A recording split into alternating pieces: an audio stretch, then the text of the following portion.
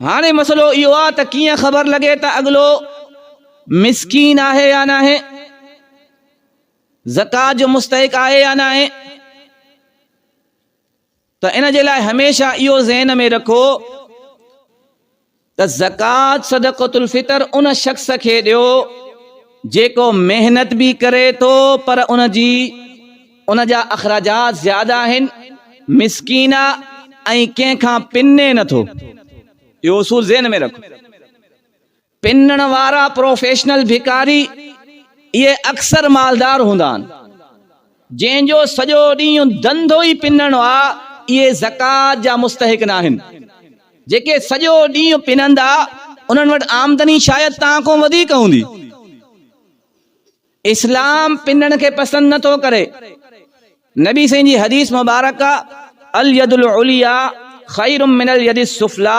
नबी साईं फरमायो ॾियण वारो हथ पिनण वारे हथ खां अफ़ज़ल आहे, सखावत वारो हथ घुरण वारे हथ खां अफ़ज़ल आहे। इस्लाम में घुरणो पिनणो पंहिंजी ज़ात जे लाइ इहो पसंदीदा शइ न आहे। इन खे प्रोफेशनल हिकिड़ी मजबूरी अलॻि शइ आहे, पर इन खे पंहिंजो कमाई जो ज़रियो बणाइणो, इन खे कारोबार सम्झणो, इन खे ॾिहाड़ी सम्झणो, सुबुह खां निकिरणो आहे शाम ताईं जेको आहे पैसा ठाहिणा आहिनि, त इहा इस्लाम में पसंदीदा शइ न आहे। त अहिड़े शख़्स खे कॾहिं माण्हू ज़कात या सदक़तुल फितर न ॾे। उन खे ॾियो जेको सफ़ेद पोश आहे, जेको घुरे नथो, जेको वीचारो मेहनत भी करे थो, पोइ उहो रेड़ी हलाए थो या मज़दूरी ते ॾिहाड़ी करे थो, या कंहिं मस्जिद जो इमाम आहे या कंहिं इदारे जो मुलाज़िम आहे, पर उन जी तनख़्वाह एतिरी आहे जो उहो पंहिंजो घर नथो हलाए सघे, इन जे बावजूद कंहिंखो सवाल नथो करे। इहो सफ़ेद पोश माण्हू आहे। अहिड़ा माण्हू तलाश करे उन्हनि खे ज़कात ॾियो, छो त अहिड़ा घुरनि बि कोन था।